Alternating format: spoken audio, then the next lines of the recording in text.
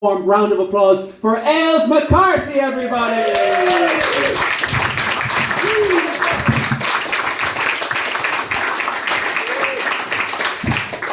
How are yous? Good, good. Do we all have a nice Christmas? It's January, I can still say that. Do you all have a nice Christmas? Yeah, good, all four of you. I had a great Christmas. I got my parents' Cards Against Humanity, and my grandparents were over on Christmas Day. Yeah, one person's ahead of me. And I got my grandparents, they were over on Christmas Day, and they were like, you can't play that game with your grandparents. I was like, let's just take out one card, okay, and see if we can play. Daniel Radcliffe's Delicious Arsehole, okay. And Mum was like, you can't play that. You can't. She won't know who Daniel Radcliffe is. But I am a person for New Year's resolutions. I'll be doing. I've signed up for Naked Stand Up in Leicester Festival this year in February, and people are like, Jesus, that's really fucking brave. And I was like, well, think about it. It's going to be the easiest gig I ever fucking have. No one's going to listen to me. Okay, I could be up there talking about fucking Scientology. No one give a fucking shite. All right. I'm not saying I'm waiting to be naked to discuss Scientology, but I think there's a gap in the market. I don't know where we went with that. And I've been touring a lot. I was in Vancouver. I was doing a gig. Has anyone been to Vancouver? Yeah, great. There's a tram over there that drives itself. It's called the SkyTrain, and but it has a windshield wiper at the front. Who the fuck is that for? Yeah, I went over, and I also went to this like nudist beach as well, just to get the culture, an Irish person.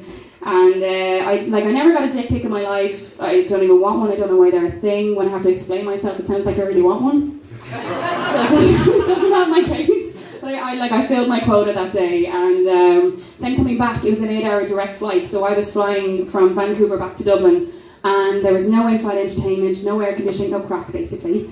And also the plane decides to like fucking drop out of the sky and keep going, and then the lights turned off, and then this voice comes on over the intercom going, we're just gonna turn off the lights in case anybody wants to have a snooze. And I'm freaking out going, don't pretend that was going to fucking happen! Freaking out in the plane, and we come in at too high of an altitude, right? And we are spiraling for 20 minutes because the pilot was just like, well, they didn't like that. So, and when we came in, I'd lost all confidence. As we came into the runway, there was cattle, there was sheep by the runway, and I was like, oh fuck, we've landed in Cork. Fuck, I need to get back to Dublin! And, but I've also done gigs in Cork as well, and I'm McCarthy, that's a very Cork name. Give me a shout if anyone's from Cork. Good, we don't want you. So the family isn't in, but my dad said, you have 100 to 127 cousins in Cork. And I was like, okay, great, I'm just going to turn my Tinder off then. I do like Irish men because I like a fucking challenge. But, yeah, that was a slow burner, wasn't it? But I know, I draw the line at incest. Just checking out my set. So give me a shout if you're Irish in the room. Okay, there's a lot of you, and give me a shout if you're not Irish in the room. Okay, so the internationals, watch this. Give me a shout if you can speak Irish in the room. You fucking liar. You fucking can't. I'm going to start saying my set in Irish, subtitles are going to come up here, and you're just going to be like, I don't know. I did pass Irish. I do that thing where, you know when you ring, I am fluent in Irish, so Ailish is an Irish name, I have to fucking stick with it. And you know when you ring revenue and your man goes, must quid at the gano yena trí gwelga, ran and give her a knee. Okay, so those who did pass Irish, that means if you want to do business through Irish, press 9. And so I fucking ran and give her a knee, and I think there's this like prefab in the Midlands, and this old telephone on like a desk like this going bling bling, and there's a dude going, fuck, is that the Irish phone? Jesus, okay. So he goes to pick it up and he's like, do you quit?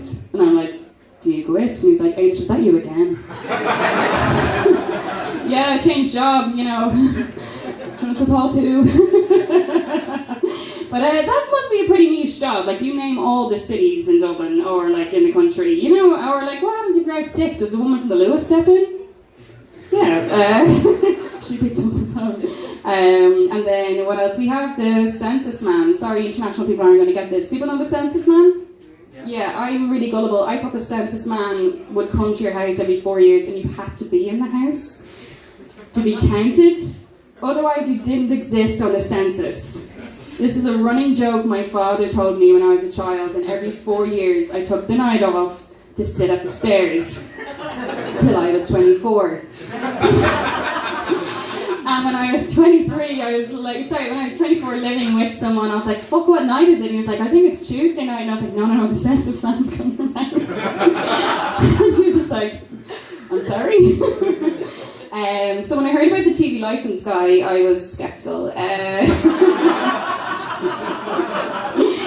And then also, so New Year's resolutions, started training. I'm going to be doing the women's mini marathon. I did it drunk last year, but I'm going to do it again this year. And I noticed like a lot of people were like running around the place. I saw this woman, she was like running with a fucking pram to train for the mini marathon, right? So she's got this like buggy in front of her and she's sprinting with it. And I was like, fair fucks to her. You know, it was either that or I witnessed an abduction. I hope it was the former. That's how children go missing. So gyms is something that I joined recently as well, and like gyms have changed over the last while. So you get people, you can get your beard shaved at the gym, you can get your makeup done, you can get a massage at the gym. Brona's nodding. I went to go get a massage at the gym, and because I saw this booklet of like some smug bitch just like lying naked and like with 3 stones in her back, and I thought, that looks really relaxing. The least relaxing experience I've ever had, right? So you're lying there, bare back, and there's a woman with 3 hot stones, like she's cooking a fucking chicken, places them on your back, and she's like, "Is that okay?" And you're like, "No." And you get up and you're like a fucking traffic light, and it's like, what happened to you? I got stoned. But like it's so awkward in those situations because we're Irish. We're really fucking awkward. We had a situation where like one of the women was asking me, "Is that pressure okay for you?" And I was like, "Oh, it's a bit rough." And she goes, "Well, if I was sitting here tickling you, now they're about to get the benefit." And I was like, "That's good. That's really good." And she was just like, "Okay." And next person, it was a new woman, and she was like, "How's that pressure for you?" And I was just like, "Oh. If you were standing there tickling me, neither of us would get the benefit." And she goes, "Do you want me to tickle you?" And I was like, "I just want to go." I just want to leave. So she did a fucking exorcist on my back and I left. And then I'm single. Give me a shout if you're single in the room. Yes, I'm single because I cock blocked myself. People call me a thin Bridget Jones, and I'm like, well, thank you for saying thin. It's true.